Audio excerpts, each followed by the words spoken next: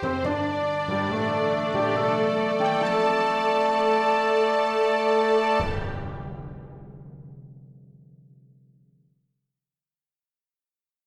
Story Seekers. I'm Ben.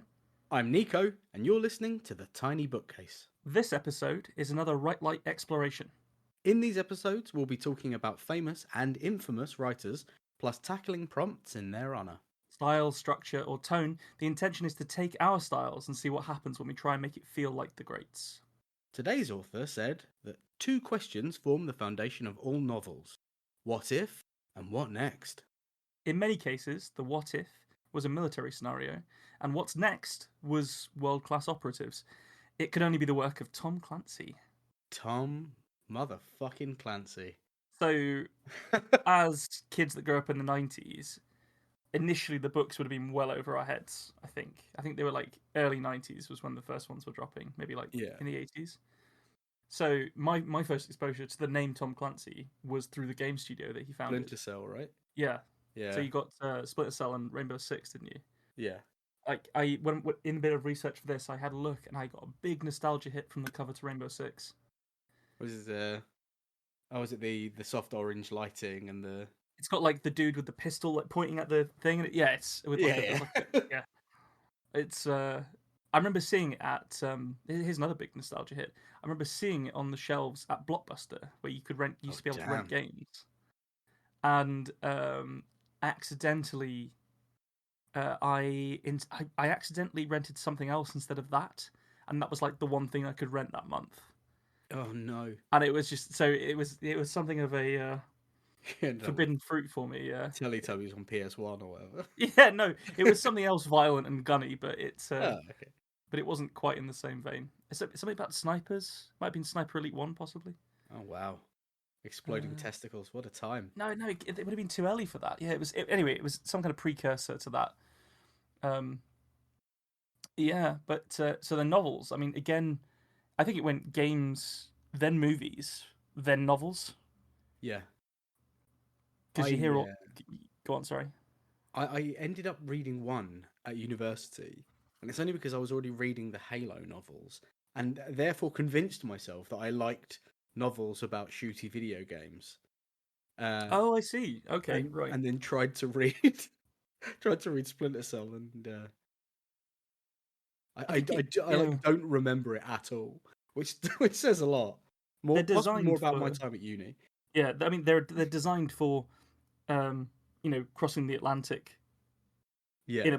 In a bubble, and they're all 400, 600 page doorstops filled with technical jargon.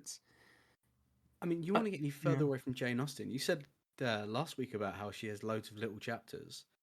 The book Rainbow Six is a 6.5-hour audiobook, and it has 5 chapters. Oh. And the first one is an hour and a half long. So you went not like breaking up the book into chapters. Well, I mean, you say that, but then I read, or at least tried to read, The Hunt for Red October, because I'd never read a Tom Clancy book before in my life. Yeah. And when we decided when we were given Tom Clancy as a prompt, I bought a copy of The Hunt for Red October, which was his first book. It was akin to trying to read some kind of extremely impenetrable, like, fantasy is the closest I could allude it to, like, compare it to, sorry, because it's just names, things. And you end up looking at the page count thinking, is this book 400 and something pages long? Because he couldn't just, like, assume knowledge. So I feel like I'm not the target audience for those books. No. I think that's a fair assumption. Yeah, I tell you the thing that I thought he had a massive catalogue of work.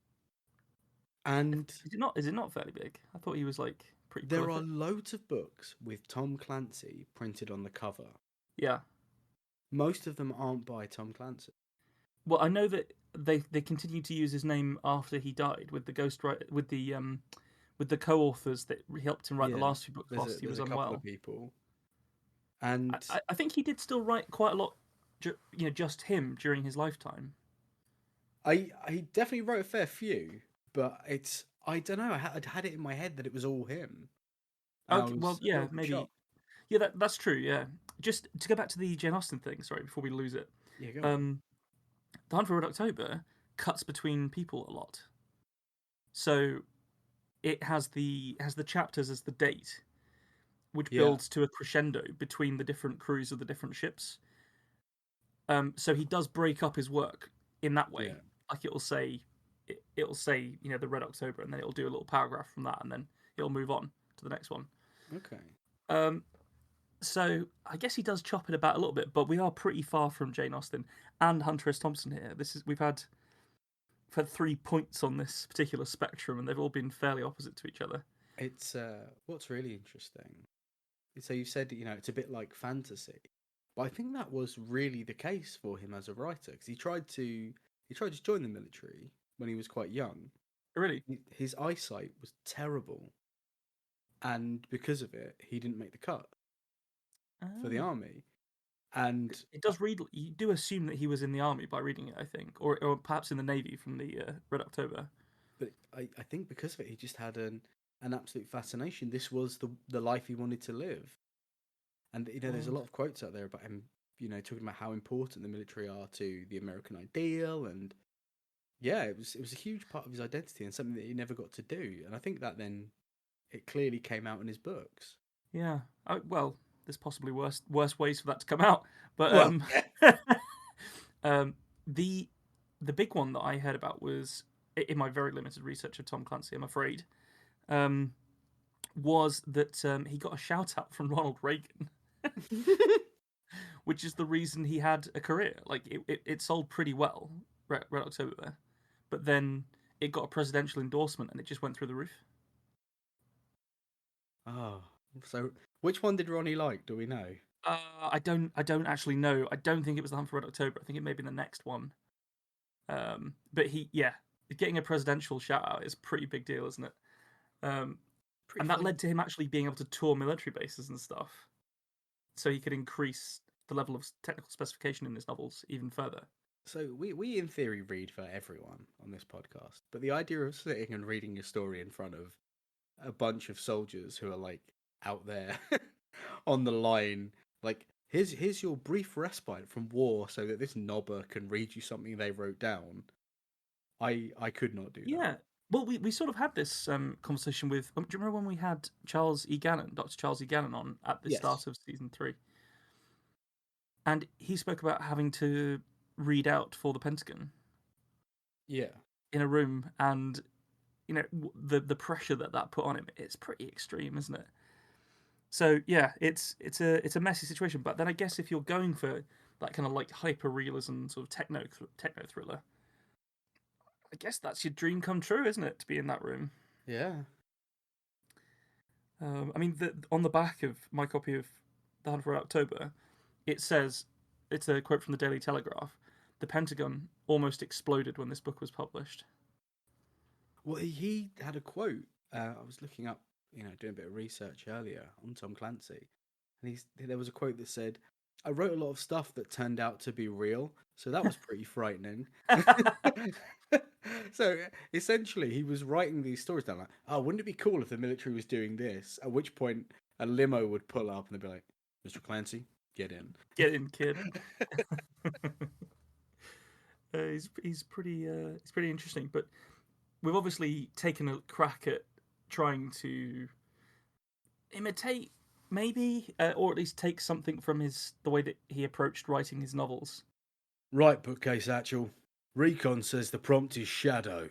Prepare to strike on that. Tiny out.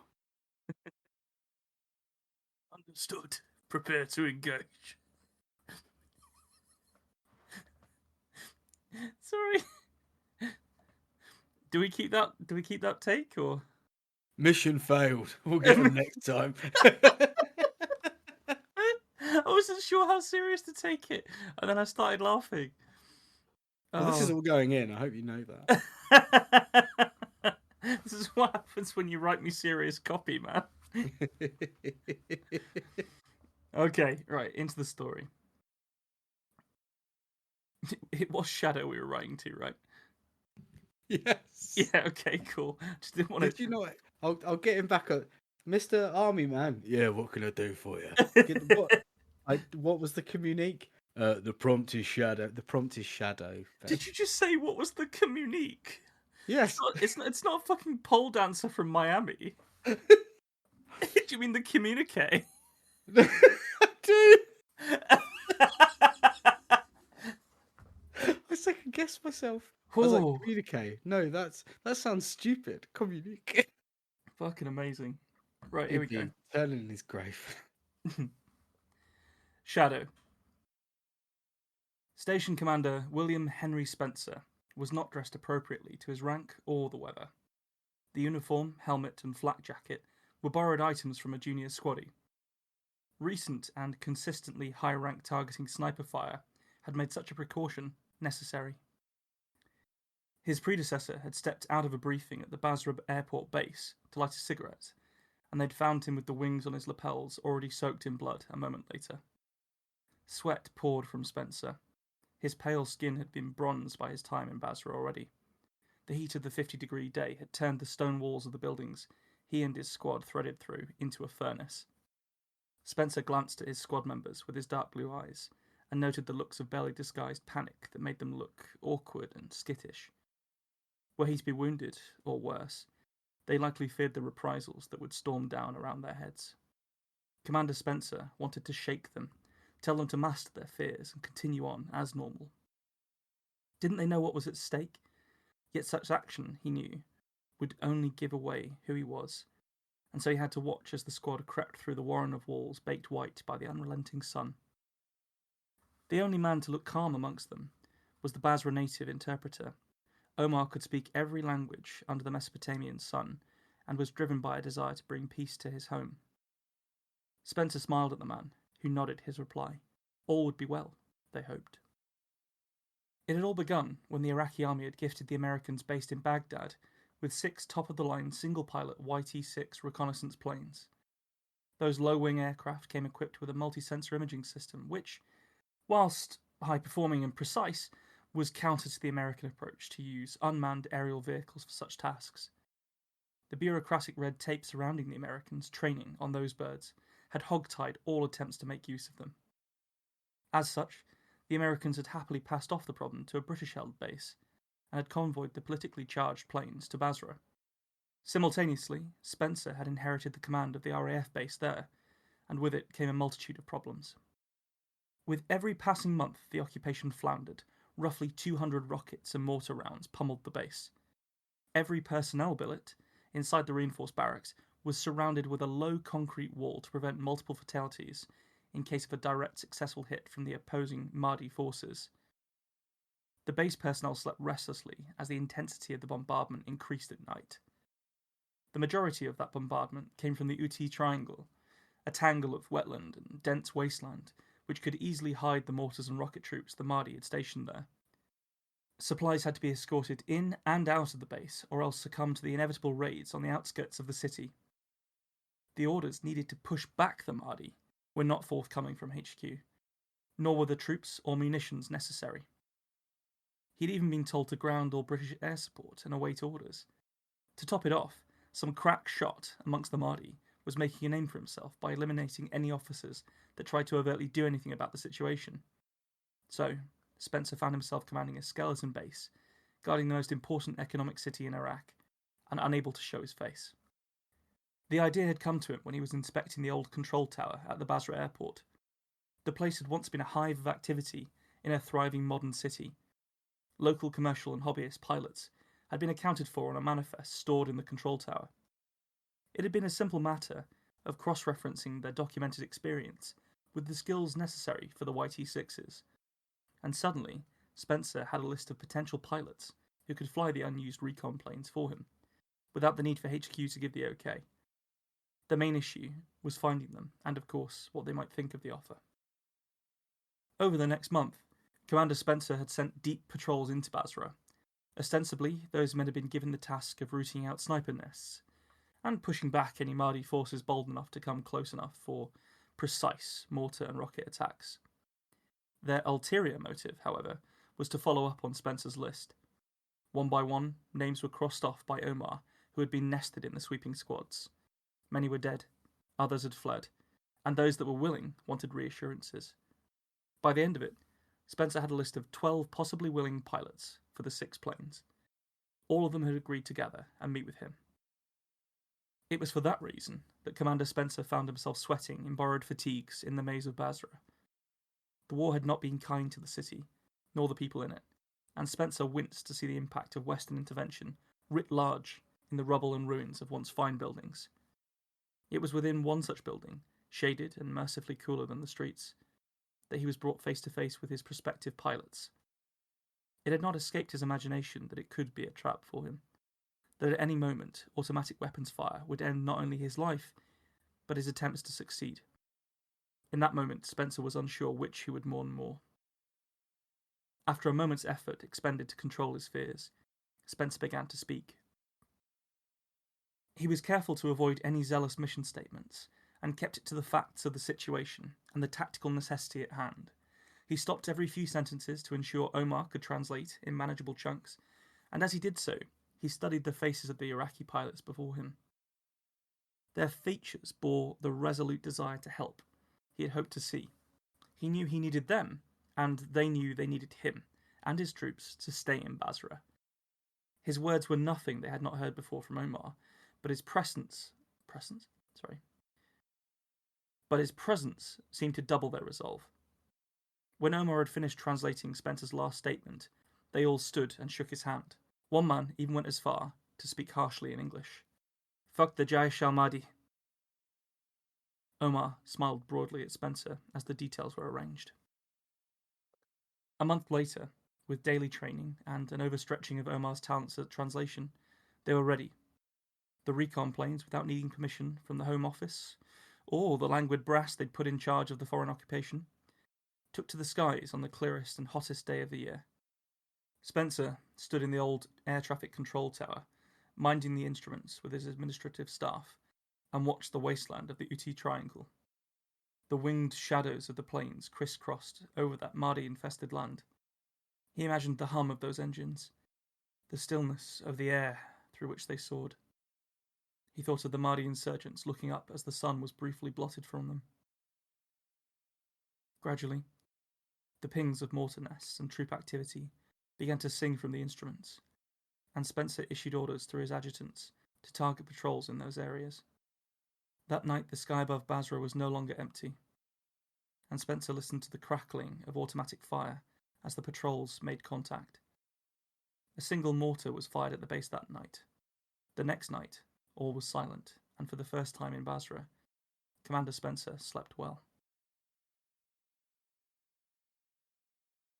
I think that was too good to be. Absolute savage. So obviously you pulled a lot of themes from Tom Clancy. I mean, there's military stuff in there. You hit really well. He has a habit of mentioning a thing and then briefly explaining that thing, because rather than allowing you to say, oh yeah, I know what an M16 is, he'll say an M16, a machine gun favoured by this group of people, and has a clip of this size. You hit that really well. I'm glad. You hit one of his character tropes super well, which is having someone not British or American there just for the sake of either being from the place or speaking another language. Yeah. You absolutely nailed that. But one of the big things for me was there's some really pretty language in there in terms of word use, and I was like, I know. You're too flowery, my man. I know. I can't do it. I couldn't rein yourself in. I couldn't do it. That was the least flowery I could manage. Good to know. I kept on writing something and then having to delete it, knowing that it was a good sentence. And for me, that was the worst thing about this particular write-like.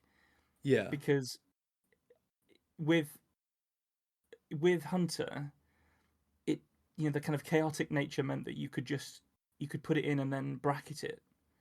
Yeah. With Jane Austen, you kind of weren't in that mode anyway because it was mostly speech and stuff. And even when I was not in that mode, then I could sort of I was already playing around with the Jane Austen thing. Doing it when you're doing Tom Clancy, you can only straightly tell a story. Yeah. Like even this doesn't go straight from A to B like he does. Like it's got a little bit of like time, like looking back, going back forwards, etc. Yeah. Which is a bit too complicated for a Tom Clancy book, from what I can tell. Yeah. And I was just getting bored by my own writing. Oh with man. with the way that it was just so dull. Like this thing happens, then this thing happens, then this thing happens, and so eventually I had to start putting stuff in. Otherwise, I wasn't going to be able to do the task. That is. I mean, obviously, I haven't read yet, but I engaged with it really differently from the sound of it, because to me it was absolutely fascinating to just try and emulate this thing. But I Right. think you've like I'm still finding my style as a writer. I'm a lot further along than I was, say, 2 years ago, but I'm not 100% on where I go. But I think you've become way more confident and refined in your writing, because you were Well, pretty close before we started the podcast, and now through the podcast and through working mm. on your own book, you're there. Well, So that's very kind. I would also like double up on that by saying that I think this is actually quite close to what I've done a few times on this podcast, where I've gone away, researched something historical, or to try and make it accurate, or accurate as I want it to be anyway, and then written a piece about it. do you know? I think that might be one of the places you would struggle, because you're good at keeping things historically accurate, whereas a lot of his stuff is almost fetishized as opposed to accurate. Well, I mean, his stuff is highly accurate. Like all Oh of no, the no, things. it's Yeah, it's accurate, but it is still I fetishized. think the idea of it being fetishized, this kind of like, this techno thriller fetishization is Hmm. definitely true. Whereas whenever I typically write in a historical time period, it's kind of important to what's happening emotionally for the story. Yeah, I think I think that's what happens. So for this, it was like lopping an arm off yeah, because I couldn't do that. Like I didn't feel like I was allowed to do that when trying to write like Tom Clancy, because he doesn't do it. no, Yeah, it's but you can see why it's quite readable. Like not maybe not necessarily that, but like what he writes, because it's so simple. You can kind of nod off during his paragraphs. You can like skip if you're done with descriptions of M16s and submarines. You can just skip them, yeah. and you're not losing anything. I mean, he loves an action sequence. What? So I've not read Hunt for Red October. What's the opening scene? So I've very closely modelled my my opening scene here on the opening scene from The Hunt from Red October. Okay. There's it starts with the rank and name of one of the main characters, Yeah. and a description of where he's at and what he looks like and what the situation is. Very time, place, object, sights and smells sort of thing. Textbook, you might say. So Rainbow Six opens with some members of Rainbow Six on a plane. One of them with their pregnant wife, and the plane gets hijacked by three ineffective Spanish terrorists. And then they, without using their guns, manage to take them all out in hand-to-hand combat because they're that good, right? And That's some male power fantasy bullshit right there, isn't it? yeah, I think you and I hit such different books from him. We've got really interesting, like, differing perspectives on this. Mm. I really like it. Actually, a thing I noticed in that, right? I don't know if it was just how the guy was reading it on the audiobook, and if it was, then I've misunderstood. But he seems to shorten some words. Like, he wasn't saying steward, it was saying stew. The Oh. stews were having a real hard time. And there was a bit later in the chapter, sort of 45 minutes in, where it never said Deutschmark. They would always say D-Mark. Hmm. Every time. And I'm not sure if it's something he does all the time in his writing. So did you see any of that in Hunt for I Red didn't see any of October? that. No, that possibly just because they are absolute doorstops. That might have been Audible trying to find a way to cut some recording timeout. You know, if we took out every time you said Deutsch, we could shave an hour off this. So apparently, when I was looking into The Hunt for Red October, because this is the first book that he got published, the editor took a quarter of it out. Fuck me. 25% of that book hit the floor before they would publish it. And then almost immediately, when he gets success, the books swell back up to 500-600 pages. Yeah. I feel like it's wasteful, man. Like I'm sure it's entirely reasonable for people to enjoy this kind of stuff. I know I like some fantasy that other people don't like, or some sci-fi, etc., etc. But like, I really don't like this genre or this way of writing. It fundamentally does not grab me. And I have enjoyed other bad stuff like this. Like we've gone on about how Dan Brown writes. Yeah. But Dan Brown's gripping. Like he holds on to you. It's a page turner. I was having to force myself to turn these pages to see yet another long description of something I did not give a fuck about. There's got to be, and I think it may be more likely in America, especially if you are like a shooting hobbyist, or you have an interest in the military. Maybe it like really jives for people. It must really jive for people because it's been hugely successful. I can see why it would, because especially because we're looking at it from like a very sort of systematic point of view, because we're about to try and write in his style. Like you can see, let's put in some technical jargon here. Let's have a character description there. It's very like paint by numbers. But the interesting thing here, which we've also got from Hunter S. Thompson and Jane Austen, he was defining a genre at the time. We had gonzo journalism from Hunter S. Thompson, who created and defined it. We had that sort of comedy of manners, sort of Regency stuff from Jane Austen. That comedy angle was new. Like she was doing it, she defined it. And techno thrillers in the 90s were the next step of evolution on from like the spy thrillers. Yeah. And I've read and I like spy thrillers, and I did not like this. So there's somewhere between those two it's something about the building blocks that I don't like. Okay. So something discordant for you. Yeah, I think so. Interesting. I don't often bounce off a book. I can usually find something. It's got to be really bad for me to put it down, I think. And I put this book down. They're not putting that on the cover, you know that, didn't you? A book's got to be really bad for me to put it down. And I put this book down. Imagine being the kind of savage bastard who gets sent press copies of books and then just gives them the worst possible endorsement. And then they end up having to like use it because you've got your big name or something. Yeah. Oh my god. And they have to like edit it to make it sound like it's a good thing. I remember there was one by George Martin about this one was actually positive, but it was very much like backhanded against the rest of the genre. Okay. He put it. So this went on the front of, I think, one of Robin Hobb's books, and it was Robin Hobb's novels are like diamonds in a sea of zircons. Oh. And it's obviously lovely and a correct endorsement of Robin Hobb's excellent work.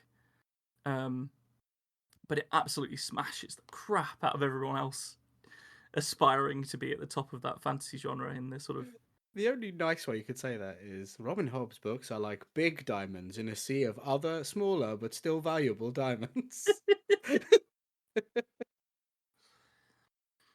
Anyway, so I hope that story is also roughly based off an experience of a family member of mine. Obviously, all the names have been changed and stuff, but it's probably not as accurate as Tom Clancy would like it. But sucks to be him. I wrote it, so. He's still getting royalties though for that. Just your one, not mine. We've said Tom Clancy too many times. We're about to get a letter from his lawyers. Well, from now on we shall refer to him as Clan Thompsy. Clan Thompsy. Well, let's see how you did imitating Clan Thompsy, shall we? Aye, I said it. Clan Thompsy.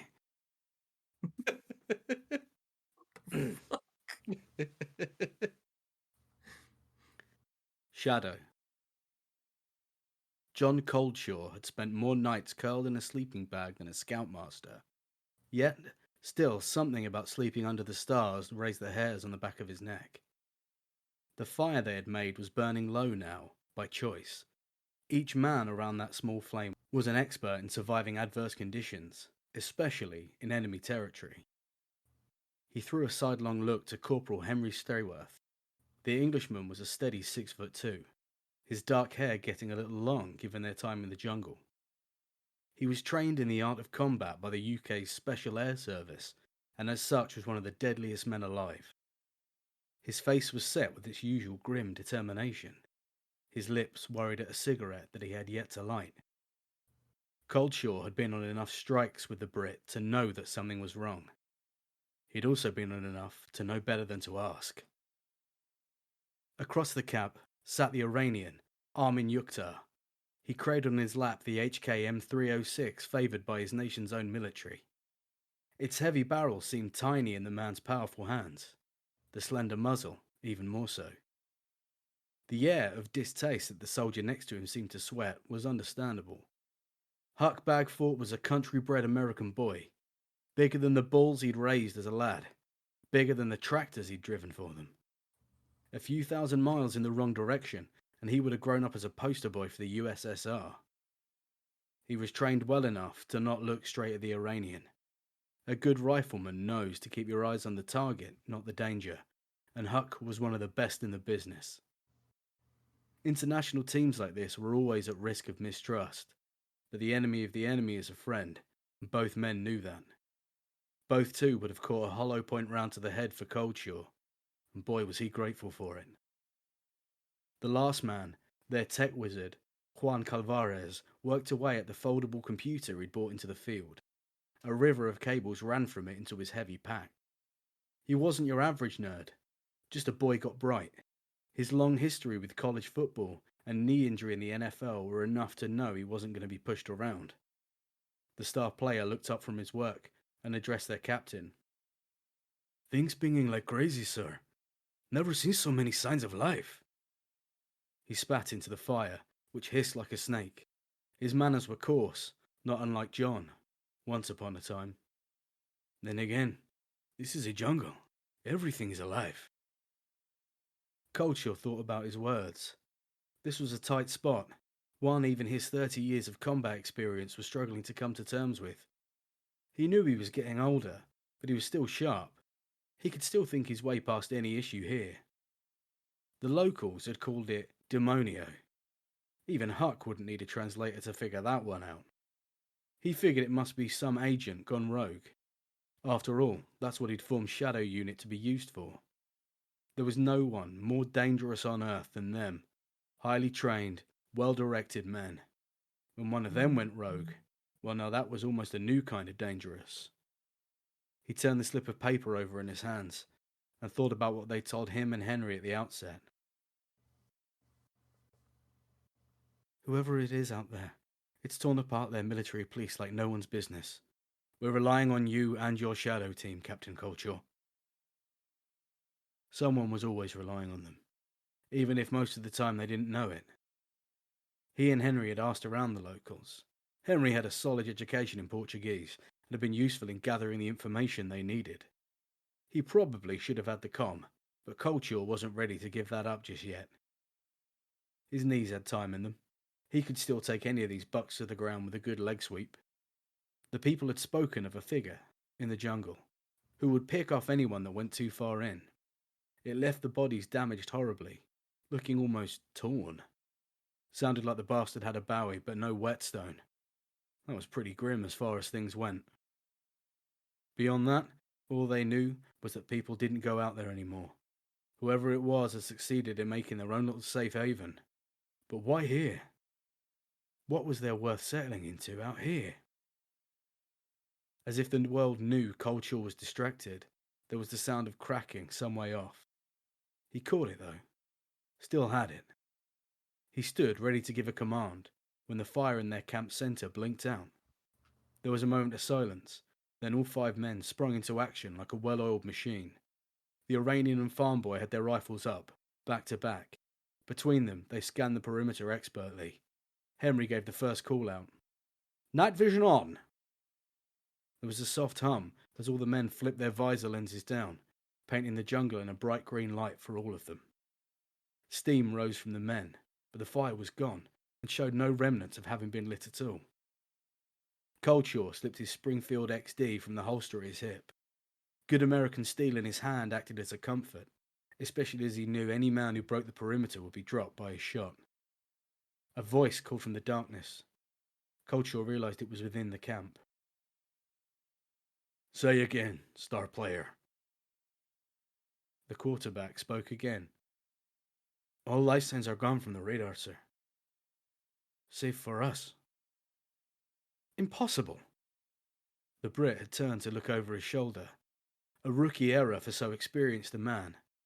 Something darker than the darkness itself emerged from between the trees. It moved not unlike a tiger, but up on two legs, like a man.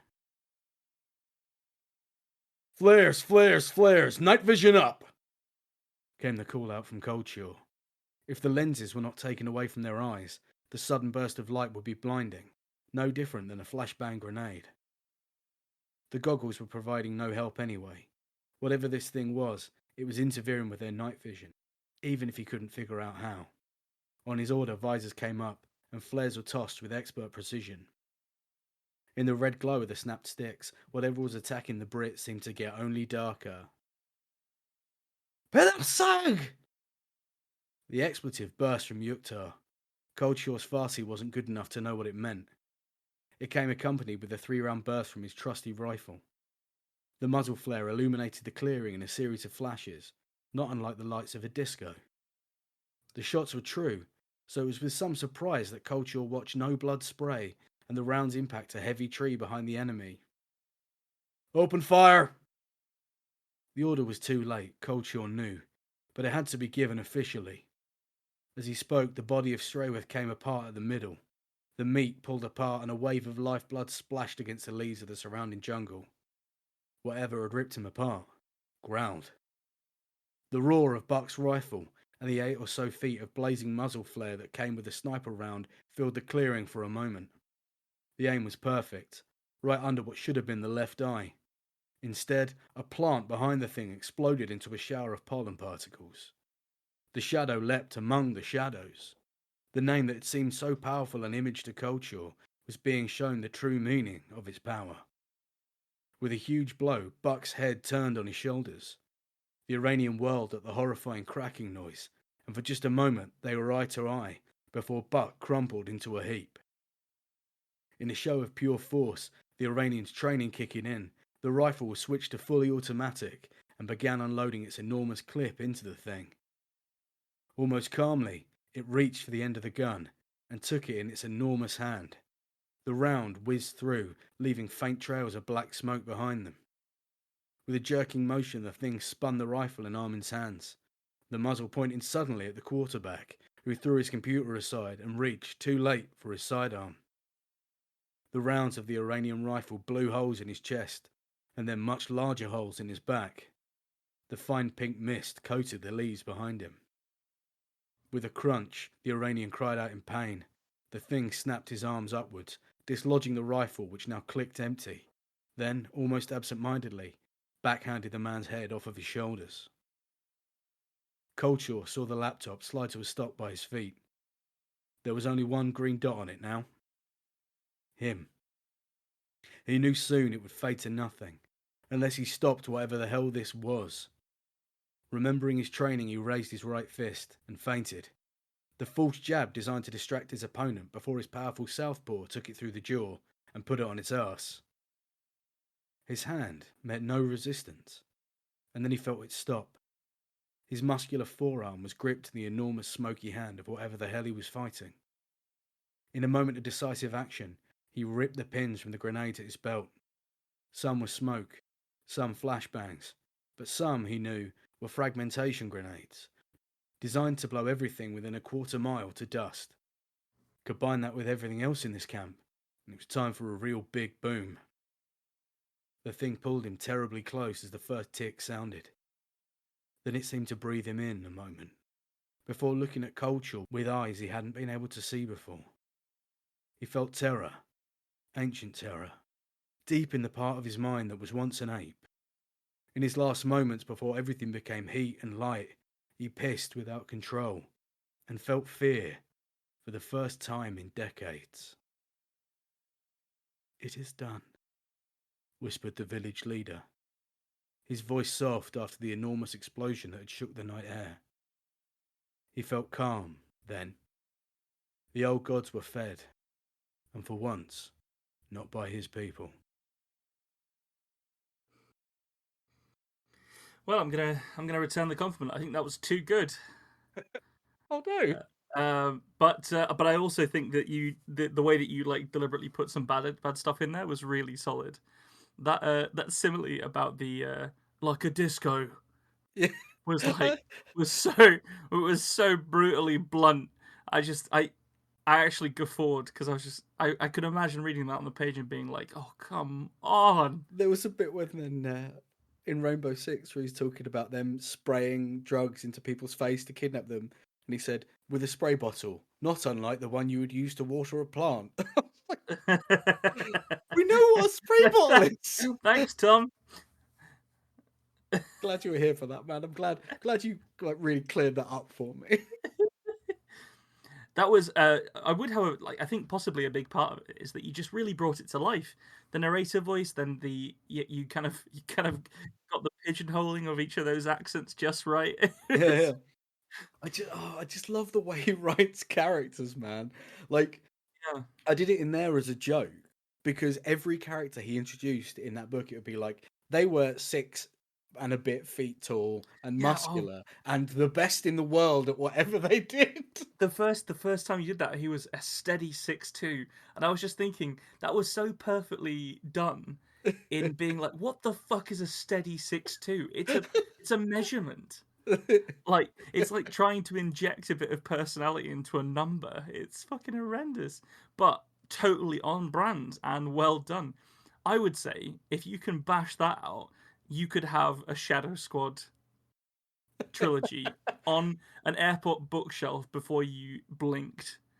That like people would love that. You got like middle-aged dudes getting raging hard-ons about the idea of being, Alfred Cobblepot or whatever the dude was called. In his 50s. He can still kick it with them, though. He could take them all out, Ben. Yeah, with his rugged southpaw or whatever.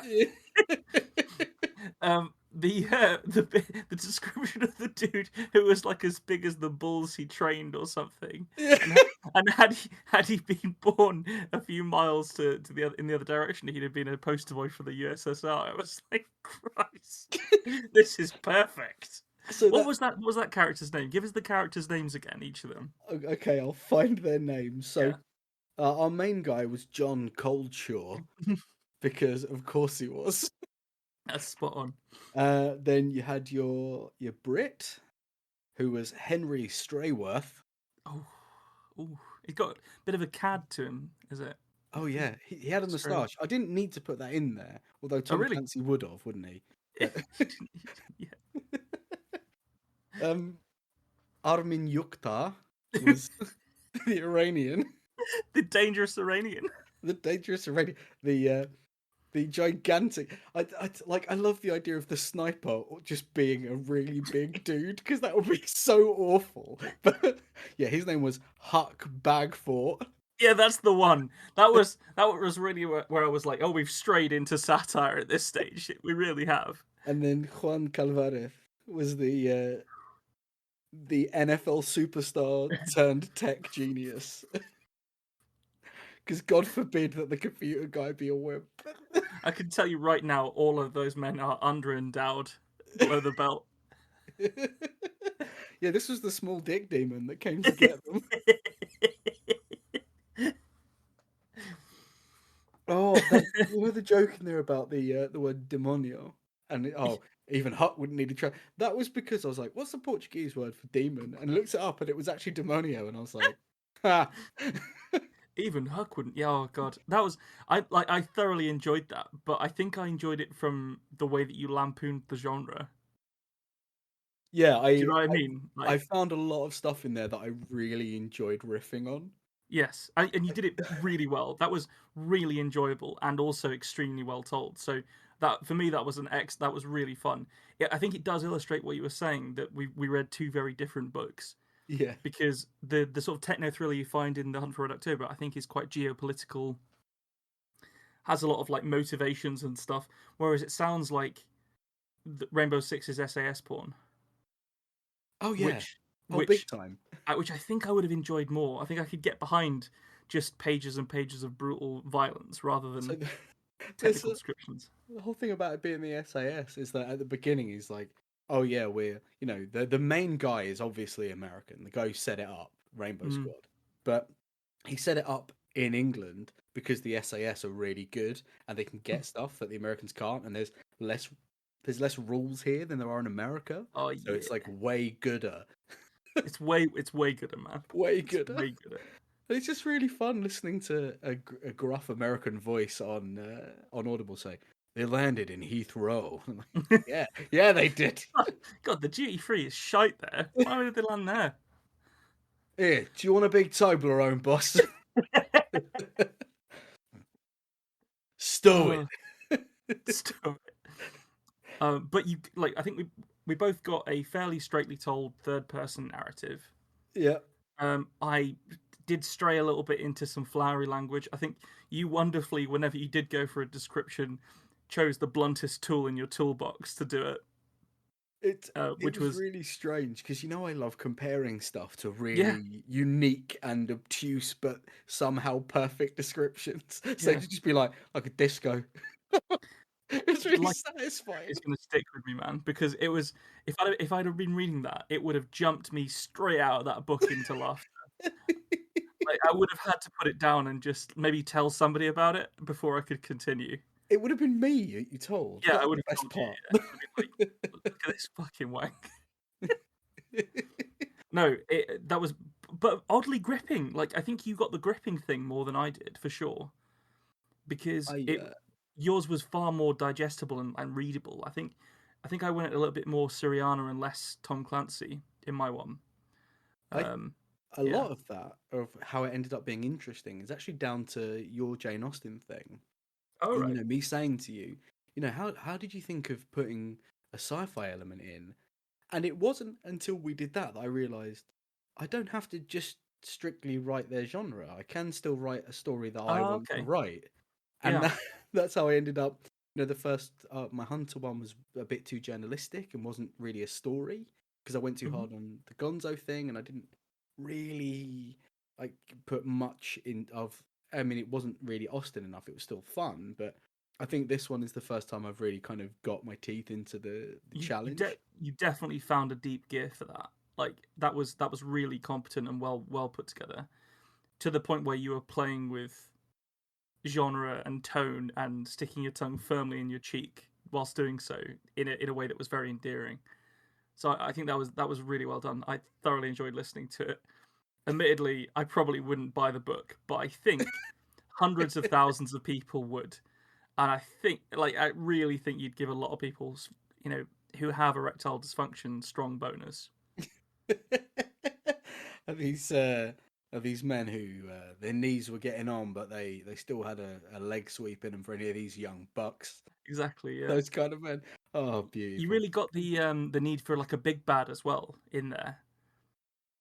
There was something a bit, even though it was only like it was only two other sides, but the idea of there being an Iraqi army and a Mahdi force, in Iraq was almost not clear. It almost like wasn't straight enough for that kind of story. Yeah. Yours was literally they were going somewhere to fight a demon in a jungle. Like, that's the biggest badge you could have, like, barring like the demon being able to set off nuclear weapons. Oh, I've just realised I missed the massive trick of having like his crucifix should have burned it or something at the end. Then it would have really been on brand. Or no, if you wanted to really sort of fetishize it, it'd have some kind of like carved wooden idol they picked up in a tat shop, and that starts to burn or something. Maybe it should have been just a crucifix. I don't know. The nuns gave him when they were raising him. Yeah. It's a strong orphan boy after his mum and dad, who were both operatives, were killed in Russia or whatever. In a skiing accident in Russia, but yeah. Okay. In a skiing accident. Book 3 is when they reveal that skiing accident is It means it's not. assassinate. Yeah, it doesn't mean what you think it means. No, what are you telling me? Mama and Papa were killed. There's one thing that I think we both did was because I did skip to the end of Red October rather than just completely failing at reading it. And I think this is probably something that you find in the other Tom Clancy books, from what I can tell.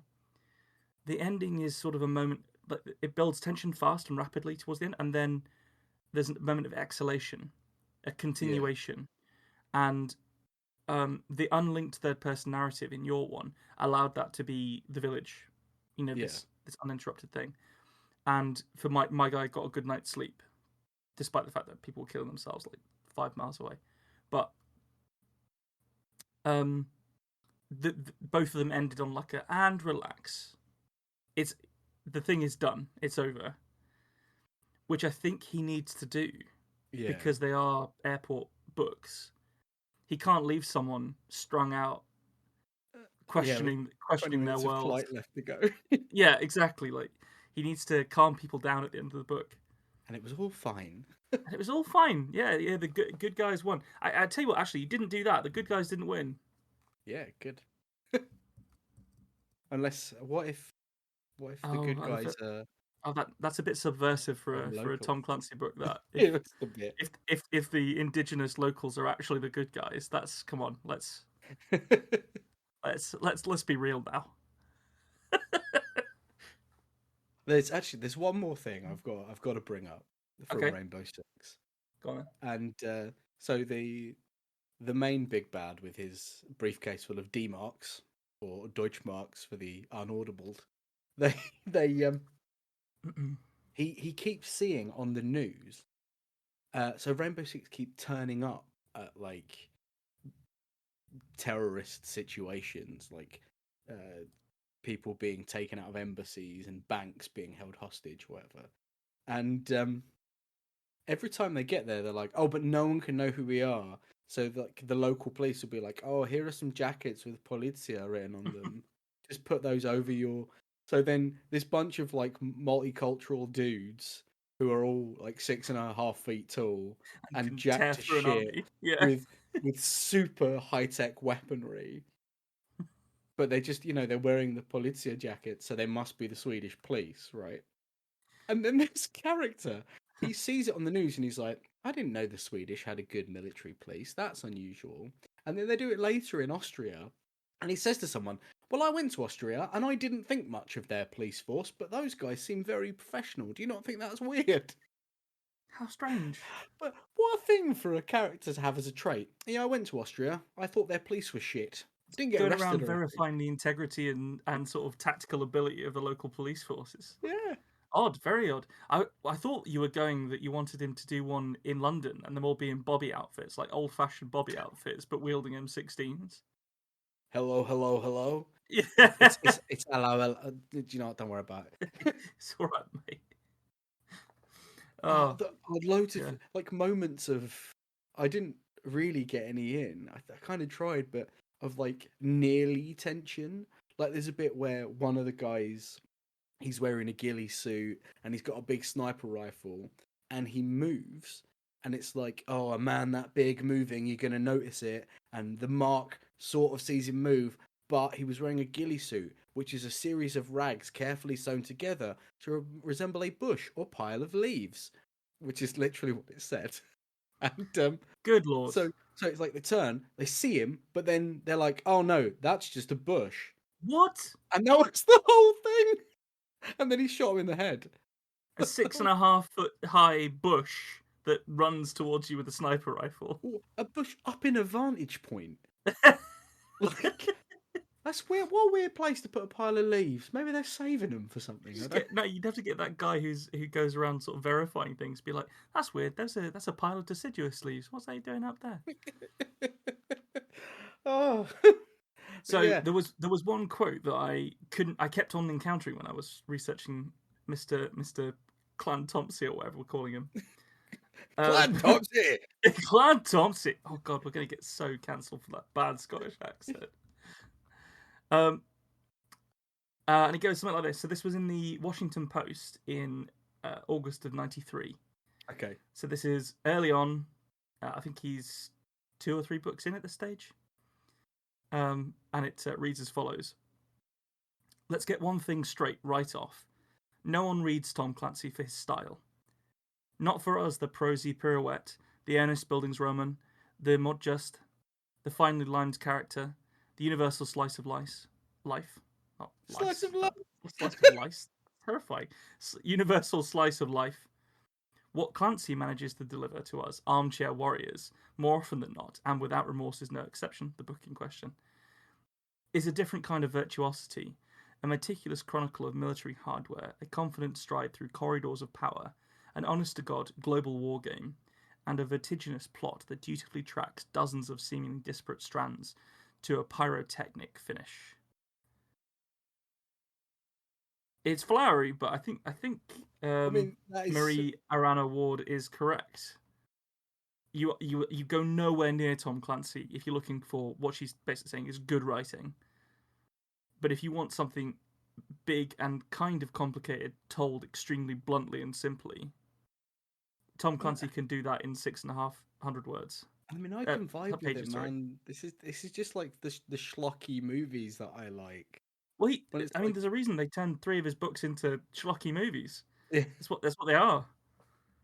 How the fuck are we talking about The Hunt for Red October and doing a Scottish accent, and it's not that Scottish accent? Yeah, that's very weird, isn't it? It is. Oh, sure. Everyone here at Clan Domshire, whatever it said. Because, so, when I told Nick that I was going to be reading The Hunt for Red October, he immediately did the voice, and then I couldn't. I think that's one of the reasons I put it down, if I'm honest. I couldn't take the Russian seriously. Welcome to Moscow. The USSR. Oh, Shadow. Oh man, it's just. I had a really good time with this. I'm really glad. I'm really glad. I think I don't want to do it again. No, but that was really fun for you. For me, it did crystallize something about writing and style that I know I need now. Like I don't think I want to write like that. Admittedly, I think I would have had more fun writing the kind of like schlocky just action bit. Doing the sort of drier political tactical thing didn't quite work for me. But that's sort of why we do it. You know, you try and write like, I mean, in this case, I don't think we were writing like a great writer, but we were writing like a dominant bestseller writer. Yes. Works turned into games, movies, endorsed by a sitting president. Just people liked these books, and they did define a genre. So, can't really argue with it, can you? You can't argue with it. Yeah, that's fine.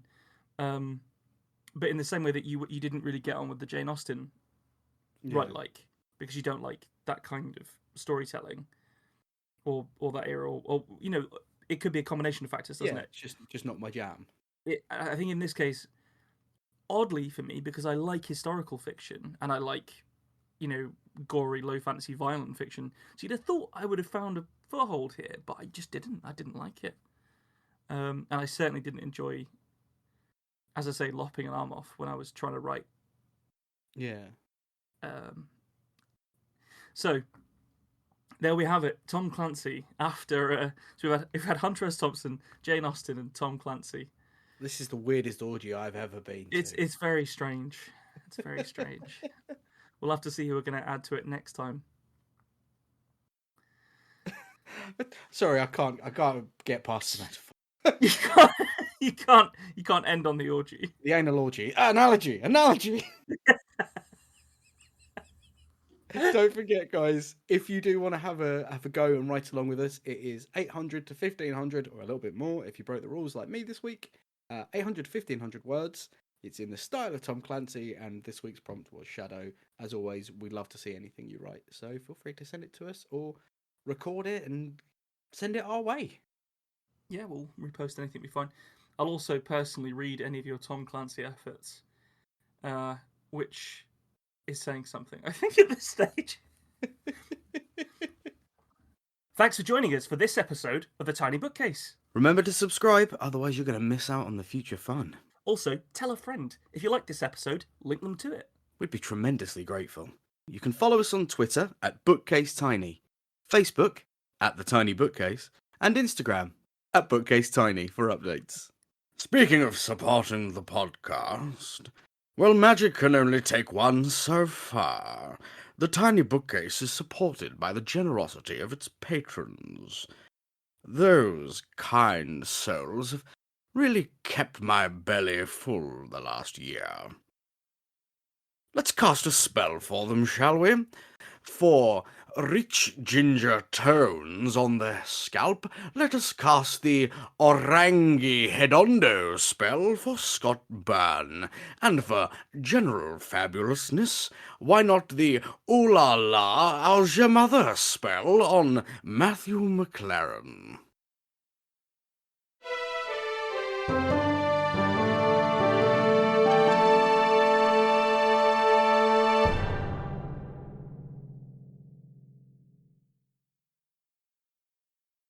How do you come up with that shit, man?